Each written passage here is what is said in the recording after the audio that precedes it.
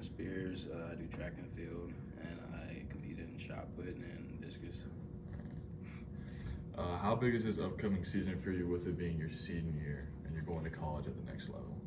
Um, it's very, very important for me to put up good numbers. I went to state last year. I didn't do very good, but the goal for this year is to obviously get a school record and go to state as well. I was 2 feet off the school record last year, so the importance of the big numbers are very, very large. You usually see yourself going back to state next year? Oh yeah, I see myself going back. Yeah. And so for each event, like for the throwing, especially since there's only shot put and discus, how big are those events to the overall score of like a track meet? So the way the scoring works is first place gets 10 points, and then it goes down to 8 for second place, and then 6, and then once you get to 5, it goes 5, 4, 3, 2, 1. So the first like 10 spots get a certain amount of points, and then anything after that you don't get any points. So we go for the first place every time, because we usually last year we lost GMCs to Sycamore by like 2 points.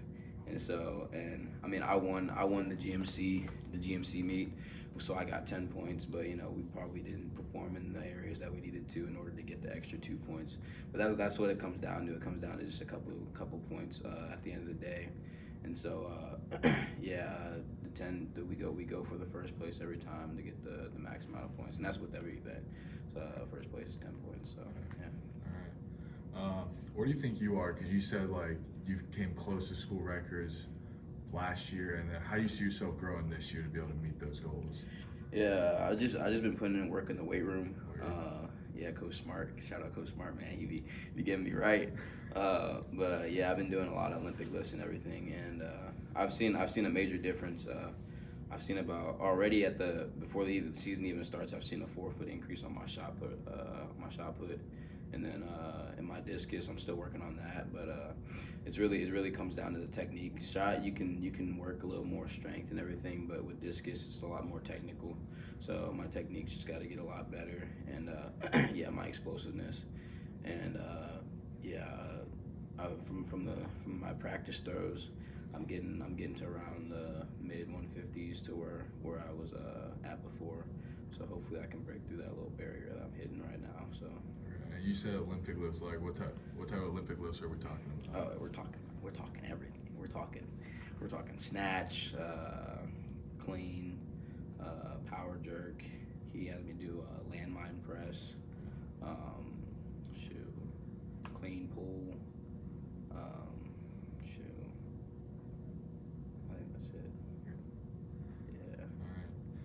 All right. Then besides you, as you're probably one of the main leaders on the throwing team, who else do you see like building the culture and being like a leader for the team?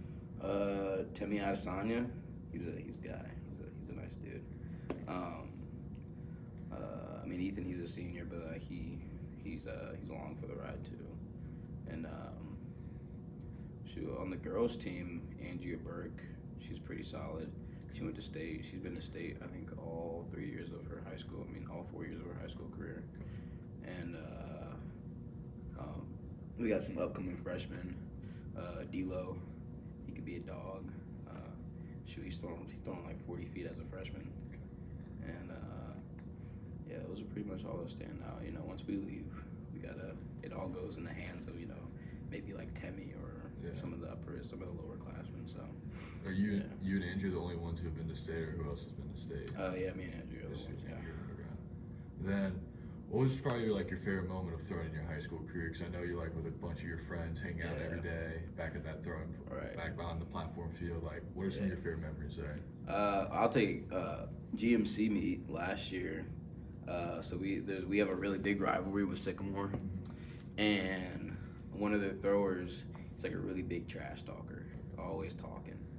And we're at the discus rings. We're doing discus, and they're measuring everything. And I'm just sitting there minding my business, and he comes up to me. He's like, I'm gonna beat you today, right? I'm like, yeah, it's all right, cool.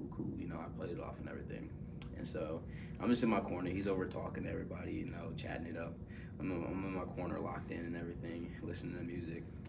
and then so we do our throws. I'm winning the prelims by a good amount. I think I threw like a 150, 152 or something like that, and so I'm chilling, and then come finals, he busts out a 154. And it was literally the second to last, no, it was the last throw of his event. I mean of his event. And so I'm sitting there. I'm the last throw. Since I won the prelims, I'm the last one to go, like out of everybody. And so literally all the pressure's on me because like he just beat me by 2 feet. And so if I don't beat his throw, then I get second place and I don't win. So I'm locked in, Ethan comes up to me, he's like, all right, bro, you got this. My coach comes up to me, he's like, all right, trust the process, do the technique and everything. And I'm like, all right.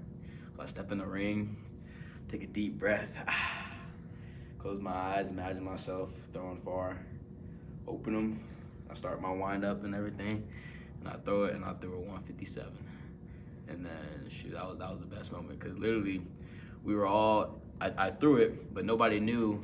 It was a far throw, but nobody knew if I actually beat him or not.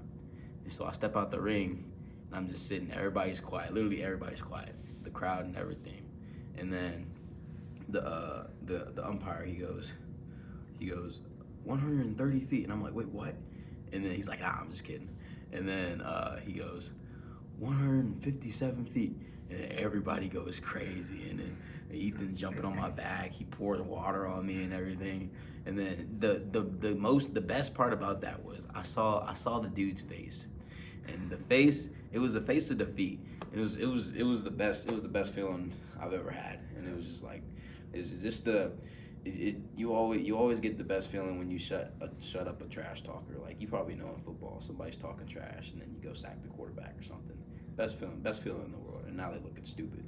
So that was oh my God, I would do anything to relive that moment. It was just great. That was one of my best memories. Yeah, it just sounds awesome, especially against a rival school. Oh yeah, it's great. Then, as a team as a whole, compared to last year, how much improvement do you think you guys have made? Especially like, you guys had indoor track, now you're going back outside. How much improvement do you guys think you can make, and how many more people do you think could make it to state? Because you talked about you and Andrew being the only one so far. I mean, there's a lot of potential.